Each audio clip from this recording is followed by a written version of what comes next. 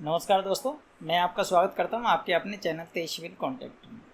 दोस्तों, एक हमारे व्यूअर मिस्टर दिनेश कुमार ने एक कमेंट किया था कि सर हमें जो छत नाप होती है, कौन कौन सा आइटम लिया जाता है, कौन कौन सा आइटम एक्स्ट्रा होता है, इसके अंदर जो कवर्ड एरिया छत नाप होता है उसके अंदर कौन कौन सा काम आप करेंगे और कौन कौन सा काम नहीं करेंगे। इसको बाकायदा अगर आपको काम करना है तो आप क्या करेंगे, सारा एक एग्रीमेंट के बेस पर काम करना चाहिए। ये मेरी अपनी सोच है। अगर आप भी ऐसा करते हैं तो आपको इसके अंदर नुकसान नहीं होगा, घाटा नहीं जाएगा। तो दोस्तों स्टार्ट करते हैं वीडियो। सबसे पहले हम बात करते हैं कि हमारा जो भी काम होता है, अगर हम कवर्ड एरिया या छतनाप की बात करते हैं तो सबसे पहले उसमें पॉइंट आता है कि भाई छतनाप में जब रेट देते हैं तो उसके अंदर पहला तो पॉइंट ये होता है कि हमारा एग्रीमेंट होना चाहिए। एग्रीमेंट के अंदर क्या क्या लिखा होना चाहिए उसको मैं पॉइंट बाय पॉइंट आपको बताने वाला हूँ और आराम से इस बात को समझने की कोशिश करिएगा प्लीज़।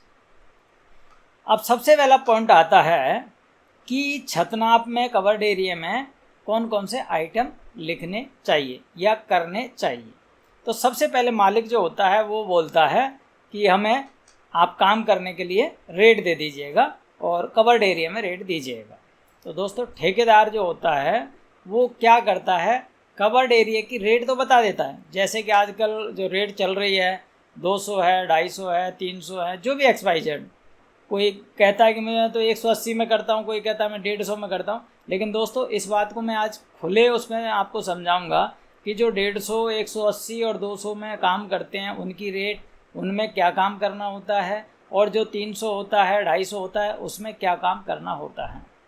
तो दोस्तों सबसे पहला पॉइंट आता है कि जब भी हम किसी को भी रेट देते हैं, जैसे पहली रेट होती है कि भाई हमें कवर्ड एरिया में काम करना होता है। कवर्ड एरिया में सबसे पहला पॉइंट आता है कि हमारी बिल्डिंग के अंदर कौन कौन सा काम करना है। तो पहला काम होता है जो हमारी सबसे पहला होता है खुदाई का काम। अगर बेसमेंट है तो वहाँ पे खुदाई होनी है।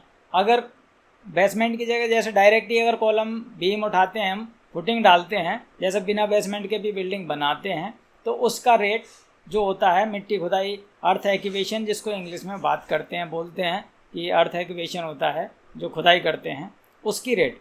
तो दोस्तों बहुत सारे एरिया में जैसे कि हर जगह अलग अलग होता है।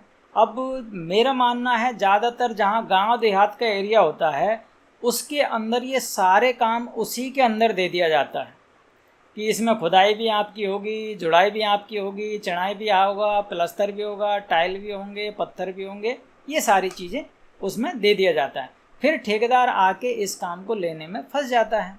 अब आपको करना क्या है, सबसे पहले ठेकेदार जो होता है, ठेकेदार इस बात का ध्यान रखना चाहिए रेट देने में कि आपको कौन कौन से पॉइंट एग्रीमेंट में लिखने चाहिए कि मेरे यहाँ पर जो मैं काम करूँगा वो कौन कौन सा काम आपका करूँगा। अब सबसे पहला जो पॉइंट होता है इसके अंदर कि ये कौन से रूल में लिखा है। कोई भी अगर मेरे से क्वेश्चन करता है कि सर आपने जो बताया है ये कौन से रूल में लिखा है कि आपको मतलब इसके अंदर ये काम एक्स्ट्रा होता है और ये काम इसके अंदर होता है। दोस्तों ऐसा कोई रूल नहीं है। अगर आप रूल रेगुलेशन की बात करते हैं तो रूल रेगुलेशन पे जाओगे तो कवर्ड एरिया का शायद मेरी नज़र में कहीं भी रूल नहीं है कि कवर्ड एरिया में कहीं बिल्डिंग बनती होगी, क्योंकि जो भी रूल रेगुलेशन है सरकारी, वो सारा सरकारी रूल रेगुलेशन ये करता है आइटम रेट पे बात। क्योंकि जो भी आपने देखा होगा सरकारी डिपार्टमेंट के जो भी काम होते हैं वो सारे काम एक आइटम रेट के बेस पे होता है। आइटम रेट के अगर हिसाब से हम समझे तो आइटम रेट का मतलब क्या होता है, आइटम रेट का मतलब ये होता है जैसे प्लास्टर करना होता है तो प्लास्टर की रेट होती है स्क्वायर फीट में या स्क्वायर मीटर में। अगर आप ब्रिक वर्क जो होता है वो 4 इंची होती है तो स्क्वायर फीट में लेते हैं, 9 इंची होती है तो उसको भी स्क्वायर फीट में ले सकते हैं, या फिर 9 इंची 18, 14 जो भी मतलब बड़ी जो दीवार होती है उसको क्यूबिक मीटर में लिया जाता है। इसी तरीके से अगर आप अब कहोगे कि रोड़ी का माप कैसे लिया जाता है, रोड़ी का माप लिया जाता है क्यूबिक मीटर में। जो टोटल रोड़ी होती है उसको क्यूबिक मीटर बनाया जाता है, उसका रेट अलग लिया जाता है। यानी इस बात को समझने की कोशिश करिएगा, पूरी बिल्डिंग में आप जो भी काम करोगे वो सारा काम आपका एक तरीके से एक एक आइटम वाइज होगा। अगर आपको इस तरीके से देखना है तो मैंने वीडियो बनाया हुआ है, जो आपके टेंडर वाले वीडियो होते हैं उसके अंदर बीओक्यू जो होता है सरकारी, जैसे किसी भी डिपार्टमेंट का सरकारी टेंडर होता है उसको उठाकर देख लीजिएगा, उसके अंदर बीओक्यू चेक कर लीजिएगा, बीओक्यू के अंदर हर काम का रेट अलग अलग होता है। तो ये पहुंच जाता है आपका आइटम रेट पे।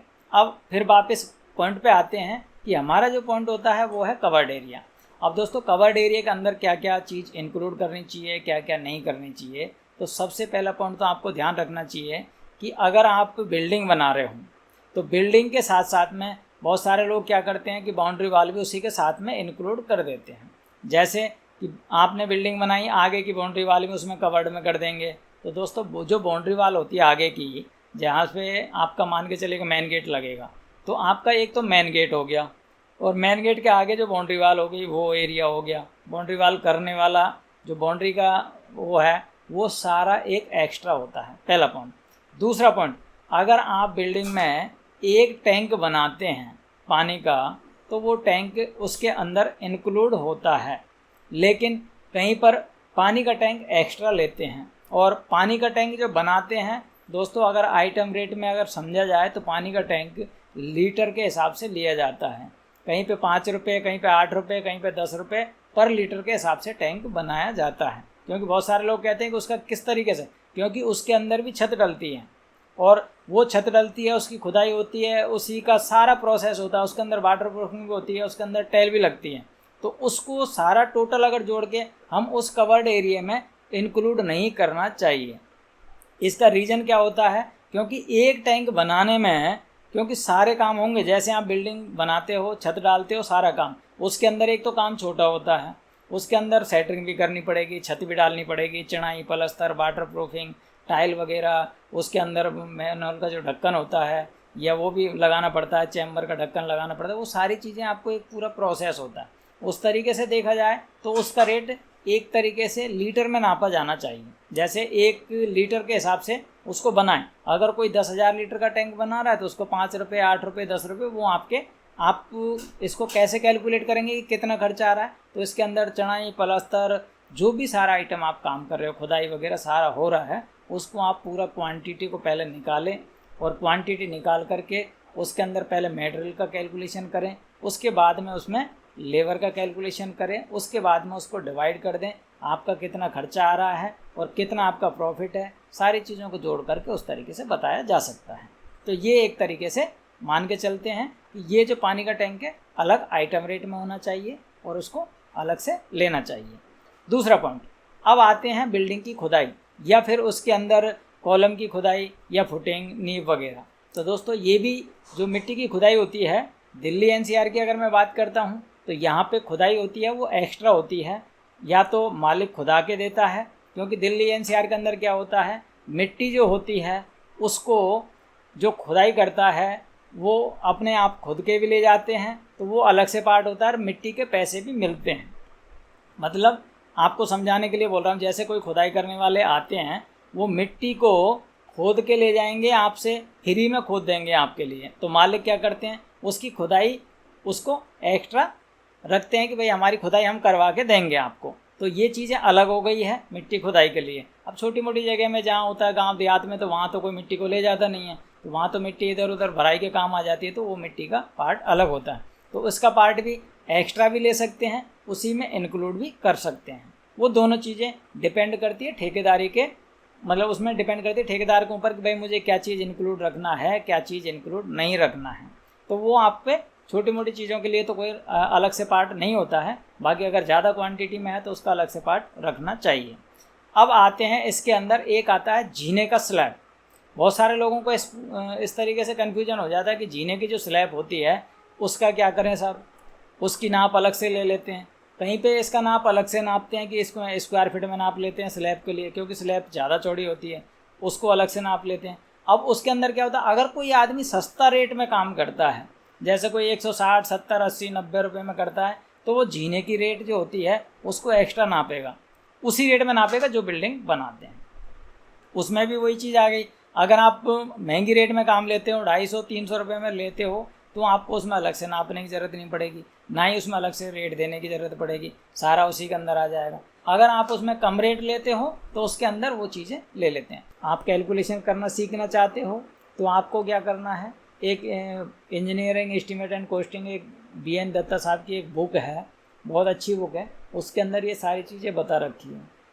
आप चाहें तो बुक खरीद के आप ये सारी चीज़ें सीख सकते हैं, और अगर आप चाहें तो मेरे पास से भी सीख सकते हैं। मेरे पास चार्जेज होते हैं सीखने के, सिखाने के सारे चार्जेज होते हैं। मेरे पास कंसल्टेंसी भी होती है, अगर आप चाहें तो मेरी कंसल्टेंसी फ़ीस पे करके बहुत सारी चीज़ें मेरे से सीख सकते हैं। इसकी जानकारी के लिए आप व्हाट्सएप पर मैसेज कर सकते हैं कि मुझे कंसल्टेंसी चाहिए, उसकी जानकारी चाहिए, तो वो भी कर सकते हैं। तो ये बहुत सारे काम हैं। और अगर आपको एक कोर्स चाहिए टेंडर भरने का, टेंडर भर के आपको पैसे कमाने, तो वो भी कोर्स अवेलेबल है, और वो कोर्स आप चाहें तो व्हाट्सएप पे मैसेज कर सकते हैं, जिससे कि आप कोर्स उसमें सारी जानकारी ले सकते हैं। अब ठेकेदार क्या करते हैं, चालाकी कैसे करते हैं, इस बात को थोड़ा समझना। ये जो ठेकेदार होते हैं ये इस तरीके से समझते हैं कि पहले आप रेट दे दो सस्ती, उसके बाद में मालिक जब घर बनवाता है तो उससे पहले कह देता है कि साहब ये चीज़ें, कुछ चीज़ें एक्स्ट्रा होंगी, वो चीज़ आप देख लीजिएगा, क्योंकि मालिक को भी पता नहीं होता कि कौन कौन सी चीज़ें एक्स्ट्रा ये लेगा। अब बाद में जाके कहेगा कि मुझे ये भी चीज़ एक्स्ट्रा चाहिए, ये भी चीज़, तो मालिक और ठेकेदार दोनों में ही झगड़ा होता है। मालिक तो कहेगा कि नहीं ये इसी के अंदर है, और अपना ठेकेदार कहेगा नहीं जी ये तो एक्स्ट्रा होगी। अब इन चीज़ों पे अगर बात की जाए तो ज़्यादातर मैं देखता हूँ कि बहुत सारी जगह पे झगड़ा होता रहता है। लोग क्या करते हैं कि ये ठेकेदार ने ये नहीं किया, मैंने पैसे ज़्यादा दे दिया, ठेकेदार कहता हमें पैसे नहीं मिले, तो ये प्रॉब्लम आती है। अगर इस प्रॉब्लम का आपको समाधान करना है तो आप जब भी काम करें, जो भी समस्या निकालें, काम करें, तो समस्या का समाधान ये हुआ कि आप आइटम रेट में काम करें। या एक पॉइंट और होता है कि इसके अंदर लिखित में रखें कि मुझे ये काम करना है, इसके बाद में जो भी काम करोगे तो एक्स्ट्रा होगा, और मालिक को पहले बता के चलें कि बहुत सारा काम होगा इसके अंदर। बाद में जाके आप ये कहेंगे कि नहीं ये तो इसी में था, ये इसमें था, तो मालिक भी देखो, हर आदमी समझदार है आज के ज़माने में। ठेकेदार घाटे में काम नहीं करेगा, मालिक ज़्यादा पैसा नहीं देना चाहता। तो ये चीज़ें भी आपके ऊपर डिपेंड करती है। आप इसको एक्स्ट्रा भी ले सकते हैं, अगर रेट अच्छी लेते हैं तो एक्स्ट्रा लेने की ज़रूरत नहीं पड़ती है। जो ठेकेदार एक्स्ट्रा जो रेट महंगी देते हैं, 300 रुपये 250 रुपये की अगर रेट देगा, तो वो ठेकेदार क्या करेगा, उसमें बहुत सारी चीज़ों को इंक्लूड कर लेगा, सारी चीज़ों को उसी में डाल के दे देगा, सारा काम उसी में करके दे देगा। अब आते हैं अगला पॉइंट। बहुत सारे लोग क्या करते हैं, जो बीम होते हैं, लटक बीम होते हैं, कॉलम बीम होते हैं, उसकी अलग से नाप ले लेते हैं। उसकी नाप अलग से लेंगे, रनिंग फिट में ले लेते हैं, या 3 नाप ले लेते हैं। जैसे पलस्तर की नाप तो 3 लेते ही हैं, क्योंकि पलस्तर तो होता ही है, लेकिन क्या करते हैं, उसकी बीम की नाप अलग से ले लेते हैं, और छत की नाप अलग से ले लेते हैं। तो वो चीज़ें आपको पहले बतानी होगी कि इसके अंदर हमारे पास बीम का अलग से रेट होगा, छत का अलग से रेट होगा। तो ये चीज़ें अगर आप बता के चलते हो ठेकेदार को, तो आपको लड़ाई झगड़ा करने की आवश्यकता नहीं होगी। अब आते हैं उसके ऊपर वाला पॉइंट। ऊपर आता है तो बहुत सारे लोग करते हैं कि पैराफिट जो होता है वो उसी के अंदर इंक्लूड होता है। बहुत सारे लोग क्या करते हैं, उसी से कह देते हैं कि नहीं जी पैराफिट होगा, वो एक्स्ट्रा होगा। और एक आती है मुमटी। मुमटी के अंदर क्या होता है, जो मुमटी बनाते हैं वो भी एक्स्ट्रा में लेना चाहिए। क्यों लेनी चाहिए, क्योंकि मुमटी के अंदर बहुत सारा काम होता है। देखो स्लैब भी डलती है, छत भी डलती है, उसके अंदर बहुत सारी सिरदर्दी होती है, तो उसका तो जैनमन बनता है कि वही आगे आदमी उसको एक्स्ट्रा में लेना चाहिए। लेकिन एक चीज़ ध्यान रखनी चाहिए दोस्तों, ये सारी चीज़ें आपको डिपेंड करती है कि जो भी चीज़ आप एक्स्ट्रा करते हो, या तो आप अच्छी रेट लीजिएगा, जिससे भी अच्छी रेट लेंगे तो उसमें आप ये काम आप खुद कर सकते हैं। और जो आदमी कम रेट में काम करेगा, तो नीचे का जो फ्लोर होता है, एक फ्लोर अगर किसी को ग्राउंड फ्लोर बनाना, सपोज करिएगा, जैसे मानते हैं कि एक फ्लोर बनाना ग्राउंड फ्लोर। अब ग्राउंड फ्लोर के अंदर प्रॉब्लम क्या होती है दोस्तों, मैं आपको एक रियलिटी बता रहा हूँ, उसको समझने की कोशिश करिएगा। ग्राउंड फ्लोर के अंदर पहला पॉइंट तो आता है कि ग्राउंड फ्लोर तो पूरा बनेगा, लेकिन उसके अंदर जो नीचे का जो काम होता है, प्लंथ बीम के नीचे जो फर्श से नीचे नीचे काम होता है, और ज़्यादातर प्रॉब्लम कहाँ आती है, लोकल कॉलोनी जो होती है उसके अंदर, और गांव देहात का जो एरिया होता है उसके अंदर क्या करते हैं, 3-4 फीट 5 फीट तो जाते हैं ज़मीन के अंदर, और 3-4 फीट ही कर देते हैं ज़मीन के ऊपर। तो मान के चलिएगा 8-10 फीट का एरिया आपका एक तरीके से टोटल काम का जो बनता है, आधा काम आपको नीचे हो जाता है। फुटिंग डालना, उसकी खुदाई करना, उसकी चिनाई करना, उसका काम जो होता है आधा, मतलब मान के चलेगा आधी रेट तो आपका वो खा जाता है। तो नया काम अगर आप पकड़ते हो, सस्ते में कभी ना पकड़ें, क्योंकि घाटा लगेगा तो आप काम छोड़ के भग जाओगे, आपका नाम बदनाम होगा। तो आप जब भी काम लें तो काम के हिसाब से आप बात करें कि मुझे इतने काम के लिए इतना ही पैसा लेना है और ये काम उसमें करके देना है। उस तरीके से अगर हम देखते हैं तो सारे काम का अलग अलग आइटम रेट निकाल के अगर आप रेट देना चाहते हो, जैसे कोई कहता है कि हमें रेट दे दीजिएगा, तो आप पहले लिखित में दें कि ये काम मुझे करना है, इतने काम का इतना रुपये रेट बनेगा। आप नीचे का काम और ऊपर का मुमटी और अगर वो बनाते हो, पैराफिट वगैरह बनाते हो, तो उसके अंदर आपका एक मंजिल के काम में आपको कभी भी फ़ायदा नहीं होगा। हाँ, अगर आपको वही काम 3 मंजिल 4 मंजिल अगर बिल्डिंग बनाते हो और वो भी थोड़ा सा बड़ा एरिया में, अगर छोटे एरिया में आपने काम पकड़ लिया 50 गज का या 100 गज का, तो 150 गज में आपका कभी भी फ़ायदा नहीं होगा। क्यों होगा? क्योंकि छोटा प्लॉट होता है तो छोटे प्लॉट में आप एक मंजिल बनाते हो, एक मंजिल में नीचे का काम ऊपर का काम ये सारे काम करते हैं। आजकल मालिकों बहुत सारे लोगों ने क्या कर रखा है, मैं आपको एक पॉइंट बता रहा हूँ, नीचे का एक मंजिल जो बनाने के लिए ठेकेदार को काम दे दिया जाता है, वही काम को पूरा काम करने के लिए उसको बोल दिया जाता है, और वही काम उसको पूरा करने के लिए जो नए नए ठेकेदार बनते हैं, जो कहते हैं कि हम ठेका ले लेंगे, वो आदमी कौन होते हैं?